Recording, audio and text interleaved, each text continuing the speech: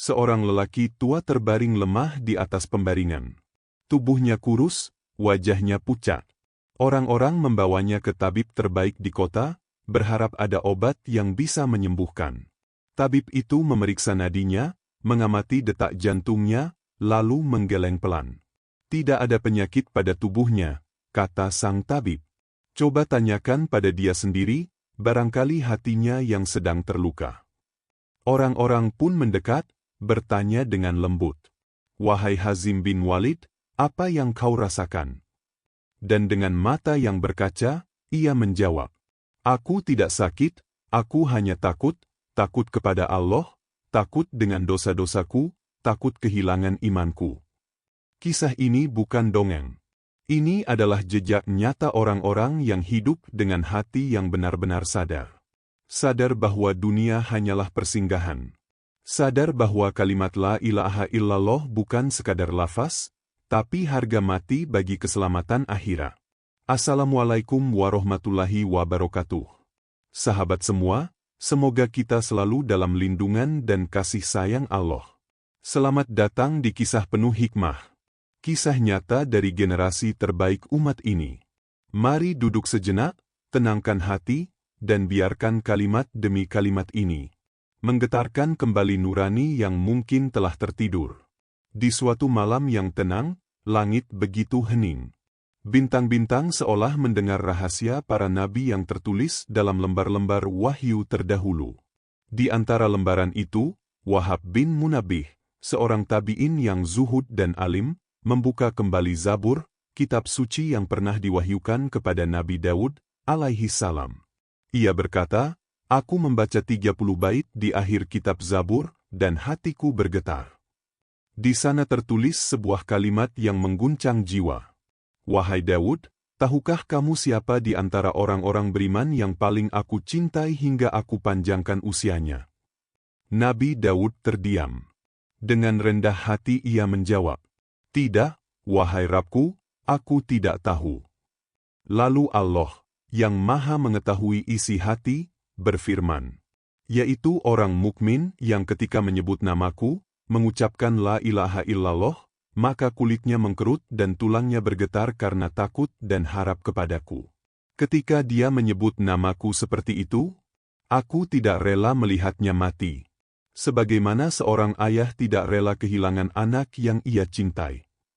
Namun Allah juga menegaskan, kematian adalah kepastian. Meski begitu, aku ingin membahagiakannya, bukan di dunia ini, tapi di negeri yang lebih mulia. Allah menatap dunia dengan pengetahuannya yang sempurna, dan berfirman, kenikmatan dunia adalah ujian. Kemudahannya adalah beban. Di dalamnya ada musuh yang samar, yang menggiring kalian kepada kehancuran, seperti darah yang mengalir perlahan dalam tubuh. Lalu Allah menambahkan, karena itulah, aku percepat wafatnya para kekasihku. Aku ingin mereka segera pulang. Bila dunia bukan tempat ujian, niscaya Adam dan seluruh keturunannya akan hidup panjang hingga hari tiupan sangkakala. Wahab bin Munabbih menutup Zabur itu dengan hati yang berkecamuk. Ia sadar bahwa keimanan bukan sekadar pengakuan, tapi rasa takut, harap, gemetar, dan tunduk di hadapan Allah yang tak terlihat, namun maha hadir. Di sebuah kota yang sunyi, pada masa generasi terbaik umat ini, ada seorang sahabat bernama Hazim bin Walid radhiyallahu anhu. Orang-orang mengenalnya sebagai pribadi yang tenang, wajahnya bersinar, namun sorot matanya selalu penuh kekhawatiran, seolah-olah ia sedang menanti sesuatu yang besar. Suatu hari, tubuh Hazim melemah. Ia jatuh sakit, dan para sahabat segera membawanya ke seorang tabib terbaik di kota itu. Sang tabib memeriksa nadi dan detak jantungnya, memandang matanya dengan saksama, lalu berkata dengan heran, tidak ada penyakit dalam tubuhnya.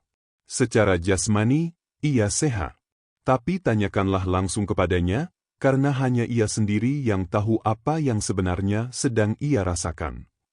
Orang-orang pun mendekat. Salah seorang di antara mereka bertanya, wahai Hazim, kalau bukan karena sakit badan, lalu apa yang sedang engkau derita? Hazim membuka matanya perlahan. Nafasnya berat, bukan karena lelah fisik, tapi karena beban batin yang dalam. Lalu ia berkata dengan suara gemetar, "Aku tidak sakit, wahai saudaraku. Aku hanya sedang dilanda rasa takut. Takut kepada Allah yang Maha Mulia dan Maha Pemberi." Ia terdiam sejenak, lalu melanjutkan dengan suara yang lebih lirih. "Aku takut pada laporan amal yang akan dibuka satu persatu. Takut pada hisab yang tak bisa didustakan. Takut pada hari ketika lisan terkunci, dan hanya anggota tubuh yang berbicara. Dan yang paling aku takutkan, adalah kehilangan keimanan. Aku takut, jika Allah mencabutnya dariku di akhir hidupku. Hingga aku mati tanpa membawa kalimat la ilaha illallah, dan menjadi orang yang layak menerima siksanya." Para sahabat terdiam. Tak ada yang bicara. Suasana menjadi hening, karena semua sadar, bahwa penyakit Hazim bukan untuk disembuhkan, tapi untuk direnungkan. Hazim memejamkan mata. Di wajahnya, tak terlihat kepanikan. Justru ada kedamaian yang aneh, seakan-akan ia telah menerima rasa takut itu sebagai bekal pulang.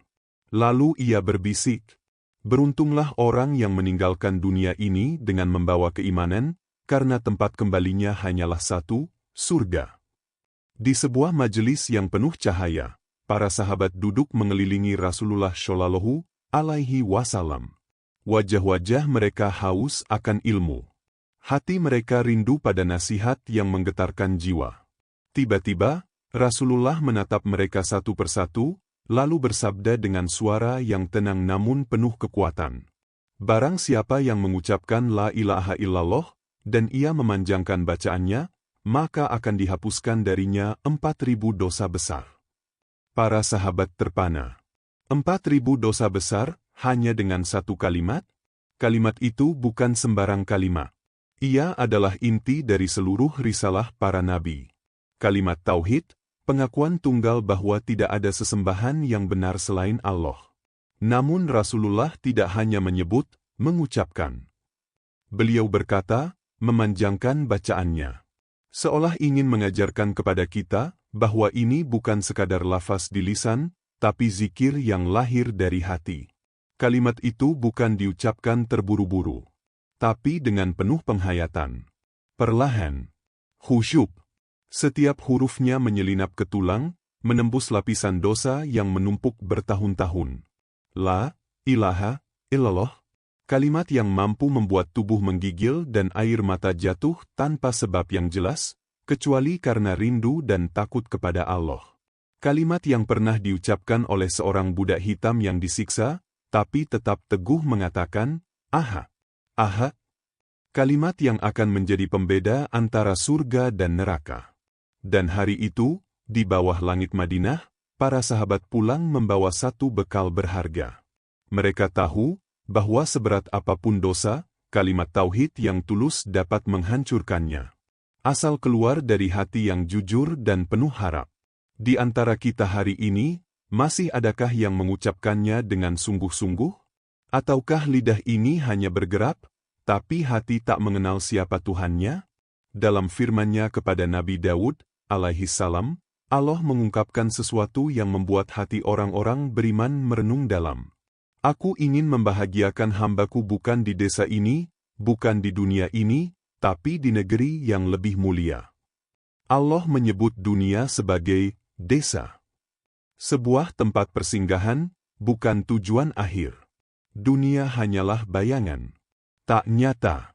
Kenikmatannya hanya sementara, bahkan seringkali menjauhkan manusia dari tujuan sejatinya. Kenikmatan dunia, kata Allah, adalah ujian. Kemudahannya adalah beban. Dan di dalamnya ada musuh yang mendekatkan kalian pada kerusakan. Musuh yang mengalir seperti darah di dalam tubuh. Musuh itu bisa berupa kesombongan yang muncul dari harta, rasa aman palsu dari jabatan, atau cinta dunia yang melenakan. Semua itu menyusup perlahan. Diam-diam. Tak terlihat. Tapi efeknya nyata. Melemahkan iman, menjauhkan zikir, dan membuat hati keras. Karena itu, Allah tidak ingin kekasih-kekasihnya terjerumus lebih dalam. Maka ia mempercepat wafat mereka. Bukan karena murka, tapi karena cinta.